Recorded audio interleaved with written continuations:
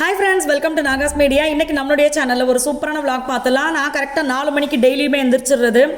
எழுந்திரிச்சு சில பல கடமைகள் எல்லாம் முடிச்சாதான் அந்த நாளே பார்த்தீங்கன்னா நம்மளுக்கு ரொம்ப சந்தோஷமாக இருக்குது. இந்த நாள் முழுக்க உங்களுக்கு ஏதாவது ஒரு கவலையை சுமந்துட்டே இருக்கீங்க அப்படின்னா இன்றைக்கி இந்த வீடியோவை பார்த்தீங்கன்னா நாளை காலையிலேருந்து ஸ்டார்ட் பண்ணுங்கள். பிரம்ம முகூர்த்த நேரத்தில் விளக்கேற்றுறதுக்கு எழுந்திரிச்சு ரொம்ப நிம்மதியாக இருக்கும் உண்மையாகவே. இது பார்த்தீங்கன்னா மகி வந்து முதல் நாள் நைட்டு துணி 3 பக்கெட் துணி துவைச்சார். அதை எல்லாத்தையுமே நான் ட்ரையரில் போட்டு எடுத்து வச்சிட்டேன். வாஷிங் மிஷினில் தண்ணி ரொம்ப கம்மியாக வருது. அதனால் நான் ஒரு பக்கெட் துணியை பார்த்தீங்கன்னா துவைச்சிட்டு அதுக்கப்புறமா தான் மற்ற வேலைகள் எல்லாமே பார்த்தேன். வாசலில் கோலம் போட்டு விளக்கேற்றி வீட்டுக்குள்ளேயும் விளக்கேற்றியாச்சு. நம்மளோட நாகாஸ் ஒன்லி நேச்சுரலில் பார்த்தீங்கன்னா 14 ப்ராடக்ட் பண்ணிகிட்டு இருக்கோம். அதுவும் இப்போ weight loss powder, super fast weight loss drink இதெல்லாம் பார்த்தீங்கன்னா செம்ம reach. Hair oil, skin oil, அதாவது அலர்ஜி, சோரியாசஸ் இருக்கிற எல்லாருக்குமே. ஸோ இந்த மாதிரி 14 ப்ராடக்ட் இருக்குது. என்னென்ன ப்ராடக்ட் இருக்குது அப்படின்றத நான் கமெண்ட்டில் பின் பண்ணுறேன். வேணுன்ற ஃப்ரெண்ட்ஸ் எனக்கு கால் பண்ணி டீட்டெயில் தெரிஞ்சுட்டு வாங்கிக்கலாம். அடுத்து பார்த்தீங்கன்னா இந்த பூனைக்குட்டி வந்து மியா பூனைக்குட்டி கொஞ்சம் பால் ஊற்று பூனைக்குட்டின்னு ஜன்னல்லேருந்து கேட்டுச்சு. இந்த அறம் பூனைக்குட்டின்னு சொல்லி போய் அதுக்கு கொஞ்சம் பாலை வச்சுட்டு அதுக்கப்புறமா பார்த்தீங்கன்னா பாலை அடுப்பில் வச்சுட்டேன். அடாடாடா பொங்காத இந்த வந்துட்டேன்னு லொடக்குன்னு பொங்கிருச்சு. அது என்ன கோவத்தில் வந்து ஒரே பொங்கிருச்சு. நேற்று அந்த சைடு பொங்குச்சு, க்ளீன் பண்ணேன். காலையில் இந்த சைடு பொங்கிருச்சு. சரி ஓகே விடுங்கன்னு சொல்லிட்டு இந்த சைடு பார்த்தீங்கன்னா முள்ளங்கி அதை போட்டு சாம்பார் வைக்கிறோம். பாவற்காயை பொரியல் பண்ணுறோம். அதுக்கு துவரம்பருப்பு ஊற போட்டு கொஞ்சோண்டு பாசிப்பருப்பு கூட போடுவேன். அப்போ அந்த சாம்பார் வந்து கொஞ்சம் டேஸ்ட்டாக இருக்கும், கொஞ்சம் திக்காகவும் இருக்கும். இப்போ எங்கள் வீட்டில் பாவக்காய் வந்து பொரியல் பண்ணோம்னா எங்கள் அம்மா சாப்பிடவே மாட்டாங்க. என்ன காரணம்? அது பயங்கரமாக கசக்கும் அப்படிங்கிறதுனால. நான் வந்து கசப்போட தான் பண்ணுவேன். நாங்களும் கசப்போட தான் சாப்பிடுவோம், அதுதான் பிடிக்கும்.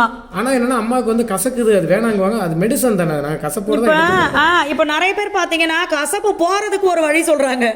எதுக்கு? பாவற்காயோடைய தன்மையே கசப்பு தானே, அது அப்படியே சாப்பிட்றது தானே மருத்துவம் நம்மளுக்கு. அதை போய் எதுக்கு கசப்பு போக்கிக்கிட்டுன்னு சொல்லி அதுவும் நம்ம என்ன டெய்லியுமா பாவற்காய் சாப்பிட்றோம், எப்பயோ ஒரு நாள் சாப்பிட்றோம். அதனால் அது கசப்போடு சாப்பிட்டு பழகுங்க. பிள்ளைக்கும் அப்படியே பழக்குங்க. அப்போ தான் அது பிள்ளைங்க ஏன்னா இனிப்பு மட்டுமே சாப்பிட்றாங்க. அதில் கசப்பு புளிப்பு எல்லாமே சாப்பிட்டா தானே நல்ல அறுசுவையும் சேரணும்ல. அதனால் அதை அப்படியே செய்யுங்க. கருவேப்பிலை நிறைய இருந்துச்சு. சரி ஓகே, அதை வந்து பொடி பண்ணி வைக்கலாம் அப்படின்னு சொல்லி நான் உருவிட்டு இருந்தேன். பாப்பா பார்த்தீங்கன்னா சும்மா அப்படி போயிட்டு வந்துக்கிட்டு இருந்துச்சு. அந்த பிள்ளைக்கும் ஒரு வேலையை கொடுப்போமே அப்படின்னு சொல்லி கருவேப்பிலை அவகிட்ட கொடுத்துட்டேன், நீ உருவி கொடுற அப்படின்னு. குழந்தைங்களுக்கு வந்து சின்ன சின்ன வேலைகள் அவங்களுடைய வயசுக்கு ஏற்ற மாதிரி சின்ன சின்ன வேலைகளை சொல்லி வளங்க. அவங்களும் நம்ம கூட உதவி பண்ணட்டும். ஏன்னா ஒரு கட்டத்தில் நம்ம சின்ன பிள்ளை தானே, அப்புறம் கற்றுக்கும்னு சொன்னோன்னு வச்சுக்கோங்க, கற்றுக்க மாட்டாங்க. பின்னாடி நம்ம வேலை சொன்னோம்னா எங்கே நீ எனக்கு கற்றுக் கொடுத்த, ஒன்றுமே கற்றுக் கொடுக்கல, இப்போ திடீர்னு செய்ய சொன்னால் எப்படி வரும் அப்படிம்பாங்க. அதனால் வந்து கொஞ்சம் வேலைகள் அவங்க செய்யட்டும். எல்லாத்தையும் அவங்க தலையில் போட போகிறதில்ல. அவங்க வயசுக்கு ஏற்ற மாதிரி சின்ன சின்ன வேலைகள் செய்யட்டும். அப்படியே என்னன்னா இப்போ என் ஃப்ரெண்டுடைய பொண்ணெல்லாம் பார்த்தீங்கன்னாக்க பயங்கர வேலை பார்க்க, வீடு கூட்டுறது, பாத்திரம். ஆமாம், டெய்லி காலைல நான் சாயங்காலம் மத்தியானம் பார்த்தீங்கன்னா பழைய சாதம், அது என்ன பச்சை மிளகா இதான் சாப்பிடுவாங்க. இப்போ இந்த பாப்பாவா? ஆமாம், சாப்பிடுவாப்புல. எல்லா ஹெல்ப்பும் பண்ணுவாங்க. ஆடு மேய்க்கிறது, மாடு மேய்க்கிறது, அவங்க வயல்ல வேலை பார்க்க எல்லா வேலையும் பார்ப்பாங்க. அவங்க வயல்ல விளைஞ்ச பொருளை வந்து சேல் பண்ணுவாங்க. அந்த பிள்ளைய குட்டி பிள்ளை படிப்புல அது தகுந்த மாதிரி ரொம்ப கிள்ளி. அதனால வந்து குழந்தைங்களுக்கு எல்லாத்தையும் நம்ம சொல்லி கொடுத்து வளர்த்துறணும். காரணம் எப்படி பார்த்தீங்கன்னா கொஞ்ச நேரம் செஞ்சுக்கிட்டே இருக்கும்போது கால் வலி வரும், கை வலி வரும், சமயத்தில் வாய் கூட வலிக்கும். அதான் சொல்லுவேன், வேலைக்கு டிமிக்கி கொடுக்கறதுக்கு எல்லா வலியும் வயிறு. இந்த பிள்ளைங்க சொல்லுவாங்க பாருங்களேன், சாப்பிட சொன்னோம்னு வச்சுக்கோங்க, வயிற்ற வலிக்குதுமான்னு சொல்லிடுவாங்க உடனே.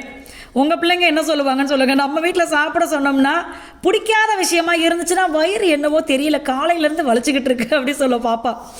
நம்மளுக்கு தான் தெரியுமே, நம்மளும் இதெல்லாம் சொல்லி தானே வந்திருப்போம். அதனால் சரி வயிறு வலிக்குதா, கொஞ்சம் நேரம் கழித்து சாப்பிடுங்க அப்படி சொல்லிடுறது. எதுவுமே அதே மாதிரி குழந்தைங்களுக்கு சாப்பாடு நம்ம ஊட்டக்கூடாது, போட்டு வச்சிடணும். சிந்தி செதறி அவங்க பாட்டுக்கு எடுத்து சாப்பிடட்டும். அது வந்து அவங்களுக்கு நல்லது. அவங்க வயிற்றுக்கு எது தேவையோ அவங்க சாப்பிடுவாங்க, அவங்க பழகிக்குவாங்க. நம்மளே ஊட்டிக்கிட்டு இருந்தோம்னு வச்சுக்கோங்களேன், இப்போ எல்லாமே ஜாலியாக தான் இருக்கும்.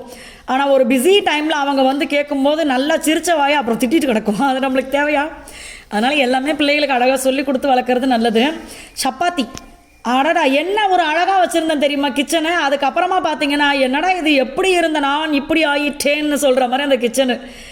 அது போகுது எல்லாம் இப்படியே தானே வாடிக்கையாக டெய்லி நடந்துக்கிட்டு இருக்குன்னு சொல்லி டப்புன்னு சப்பாத்தியை போட்டு நான் என்னென்னா இந்த சைடு தேய்ச்சிக்கிட்டே அந்த சைடு சுட்டு எடுக்க மாட்டேன். கொஞ்ச நாளாக இப்படி தான் ஃபாலோ பண்ணுறேன். எல்லாத்தையும் தேய்ச்சி தட்டில் வச்சுக்கிட்டு அதுக்கப்புறமா ஒரே தடவையில் சுட்டு எடுக்கிறது.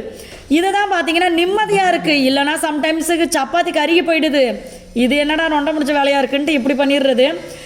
வெங்காயம், தக்காளி இதெல்லாம் போட்டு டபக்குன்னு ஒரு சைட் டிஷ்ஷை பண்ணிவிட்டு அதுக்கப்புறமா எல்லாத்தையும் பேக் பண்ணி எடுத்துக்கிட்டு நான் ஆஃபீஸ் போயிட்டு ஆஃபீஸில் இருக்கிற வேலைகள் எல்லாம் செஞ்சுட்டு மறுபடியும் சாயங்காலம் வீட்டுக்கு ஒரு நாளும் வந்த பாடு இல்லை. வீட்டுக்கு போகிறதெல்லாம் பார்த்தீங்கன்னா 8 மணி 9 மணி ஆகிடுது எல்லா வேலையும் முடிச்சுட்டு போகிறதுக்குள்ளே.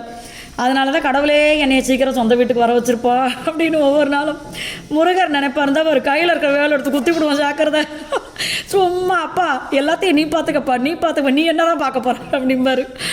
அந்த அளவுக்கு முருகரை போட்டு ஒரே டார்ச்சர், சீக்கிரம் செஞ்சு கொடுங்க டாடி அப்படின்னு சொல்லி. நான் பார்த்தீங்கன்னா இந்த குருமாலாம் நம்ம சப்பாத்திக்கெல்லாம் கிரேவி பண்ணுறோன்னு வச்சுக்கோங்களேன். வெங்காயத்தை மட்டும் வதக்கிட்டு மற்ற எல்லா ஐட்டங்களையும் வதக்கி அரைக்கலாம், இல்லை பச்சையாக அரைச்சிட்டு அப்புறமா ஊற்றி எண்ணெய் தெளிகிற வரைக்கும் நம்ம வந்து இது பண்ணிடலாம், வதக்கிடலாம். நான் வந்து சன்னா தான் போட்டிருந்தேன் சப்பாத்திக்கு. அந்த ஒருவேளை உங்களுக்கு வந்து திடீர்னு அது தண்ணியாக தெரியுதுன்னு வச்சுக்கோங்களேன், நீங்கள் என்ன பண்ணணும்னா அதை சன்னாவை மட்டும் கொஞ்சம் வடித்து எடுத்து மிக்சியில் போட்டு மிக்சியில் போட்டு அரைச்சி எடுத்து போட்டுட்டிங்க அப்படின்னா உங்களுக்கு நல்ல திக்காக வந்துடும், சாப்பிட்றதுக்கு சூப்பராக இருக்கும். ஆஃபீஸ் போனதுக்கப்புறமா பார்த்தீங்கன்னா தம்பி பாப்பா ஏதாவது சாப்பிட்ணும் போல் இருக்குது, எங்களையும் கூட்டிகிட்டு போங்க, வெளியில் கூட்டிகிட்டு போங்கன்னு சொல்லி அடம் பிடிச்சி வெளியில் வந்து டோனட் அப்படின்னு சொல்லி வாங்கி சாப்பிட்டாங்க. ஆனால் அந்த டோனட் பார்த்தீங்கன்னா வித்தியாசமாக, அதாவது அந்த ரொம்ப டேஸ்ட்டாக தெரியல எனக்கு. பன்னு மேலே லைட்டாக க்ரீம் அப்படி இருந்துச்சு. சரி பிள்ளைங்க தானே ஆசைப்பட்டாங்க அப்படின்னு சொல்லி அவங்களுக்கு முடிச்சு விட்டுட்டு அதுக்கப்புறமா பார்த்தீங்கன்னா நம்ம வீட்டில் சிமெண்ட் மூட்டை இறக்குறாங்க. இப்போ ரீசெண்டாக டைல்ஸ் இறக்குனதை நான் காமிச்சிருப்பேன். அடுத்து டைல்ஸ் ஒட்டுறதுக்கு இந்த மாதிரி விஷயங்கள் வேணும் அல்லவா. நான் எப்படா கல் வாங்குறது நிப்பாட்டுவீங்க, எப்படா சிமெண்ட் வாங்குற வேலை முடியும், எப்படா கம்பி இறக்குற வேலை முடியும், இப்படியே தான் இருக்குது. அது என்ன ஆணை அசைஞ்சு தின்னும் வீடு அசையாமல் தின்னுன்ற மாதிரி தின்னுக்கிட்டே இருக்கு நம்ம போட. சரி ஓகே, நம்ம குடியிருக்கிற வீடு தானே, அதனால் போட்டு கட்டுவோம் அப்படின்ற மாதிரி இருக்குது. ஆனால் என்னென்னா நிறைய ஃப்ரெண்ட்ஸ், வீடு கட்டுற ஃப்ரெண்ட்ஸ் எல்லாருக்குமே பார்த்தீங்கன்னா அந்த எதிர்பார்ப்பு இருக்குல்ல. ஒரு வீட்டில் வந்து எவ்வளோ விஷயங்கள் நடக்கணும், அதில் சின்னதாக ஒன்று நடக்க பார்த்தீங்கன்னா ஜுரத்தில் இருக்கிறவங்க கூட எந்திரிச்சு உட்காந்து ஆட ஆரம்பிச்சிருவாங்க. அந்த அளவுக்கு ஒரு சந்தோஷமாக இருக்கும் மனசுக்கே. நான்லாம் வந்து பெரிய வீடு நம்ம தொட்டுட்டோம், இதை வந்து கடவுளே கம்ப்ளீட் பண்ணிடணும் அப்படின்னு சொல்லி பல நாள் வந்து கடவுள்கிட்ட பேசுகிறதே தான் வேலையாக வச்சுருக்கேன். அடுத்தது பார்த்திங்கன்னா கொரியர்லாம் பேக் பண்ணி அது ரெடியாக இருந்துச்சு. ஸோ இந்த கொரியரெல்லாம் எடுத்து நம்ம மூட்டை கட்டி அதுக்கப்புறமா கொண்டு போய் நம்ம கொரியர் ஆஃபீஸில் கொடுத்துருவோம். எல்லாருக்குமே பார்த்தீங்கன்னா ஃபஸ்ட்டு விட நம்ம பிஸ்னஸ் ஆரம்பித்ததை விட இப்போ பார்த்தீங்கன்னா கொஞ்சம் சீக்கிரமாக நம்ம டிஸ்பேச் பண்ணிகிட்ருக்கோம். ஏன்னா எல்லாமே சன்லைட் ப்ராசஸ் நம்மளது. வெயிலில் வச்சு தான் நம்ம ஆயிலெல்லாம் அதுக்கப்புறம் கொதிக்க வைக்கிறதும் கிடையாது. ஸோ இந்த மாதிரி ப்ராசஸ்னால தான் நம்மளுக்கு கொஞ்சம் டிலே ஆகுது.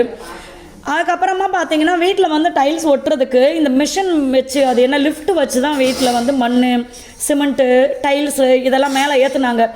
ஏன்னா ஆள் வச்சு ஏற்றினோம்னா லேட்டும் ஆகும், இன்னொன்று அவங்களுக்கு சம்பளம் நாள் கணக்கு இழுத்துக்கிட்டே போகும். அதனால் லிஃப்ட் வச்சாங்க. ஒரு 1.5 நாளில் எல்லாத்தையுமே ஏற்றி கம்ப்ளீட்டாக சூப்பராக முடிச்சு கொடுத்துட்டாங்க. ஸோ இந்த லிஃப்ட்டு தான். இதை பார்க்கும்போதெல்லாம் பாப்பா நினைக்கும், அம்மா அந்த லிஃப்ட்டில் மண் ஏறி வருதுல, அதில் ஒரு வாட்டியாவது நான் உட்காந்து ட்ராவல் பண்ணிட்டு வரேம்மா அப்படின்னு கேட்கும். அதெல்லாம் பண்ணக்கூடாதுடா, மேலே வந்ததுக்கப்புறம் கீழே பார்த்தா தலையை சுற்றும் அப்படின்னு சொல்லி விட்டுறது. உங்களுக்கு இந்த மாதிரி ஆசை இருந்திருக்கா அப்படின்னு சொல்லுங்கள். எனக்கு இந்த மாதிரி ஆசை வச்சு இல்லை, அதாவது என்ன சொல்கிறது, சின்ன பிள்ளைங்க ஆசைப்படுற மாதிரி தோணும்.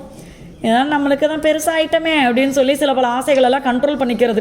அதுக்கான வாய்ப்பு அமைஞ்சதுன்னா விடுறதில்ல, போட்டு தாக்கு அப்படின்னு விளாண்டுறது இறங்கி.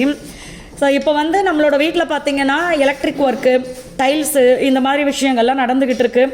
கடவுள் புண்ணியத்தில் சீக்கிரமாக எல்லாமே நல்லபடியாக கம்ப்ளீட் ஆகிட்டு எங்களுக்கு என்னென்னா, நான் சொல்லுவேன், எல்லா ஃப்ரெண்ட்ஸும் நிறைய ஃப்ரெண்ட்ஸ் எனக்கு கால் பண்ணும்போது சொல்கிறீங்க, இது கிரகப்பிரவேசம் எப்பன்னு சொல்லுங்கள் அப்படி சொல்லிட்டு நான் ஒரே விஷயந்தான் சொல்லுவேன். என்கிட்ட யார் பேசும்போதும் எங்களுக்காக நீங்களுமே வேண்டிக்கோங்க சிஸ்டர், சீக்கிரமாக நல்லபடியாக நாங்கள் வீட்டுக்கு குடி வரணும்னு சொல்லி அப்படின்னு.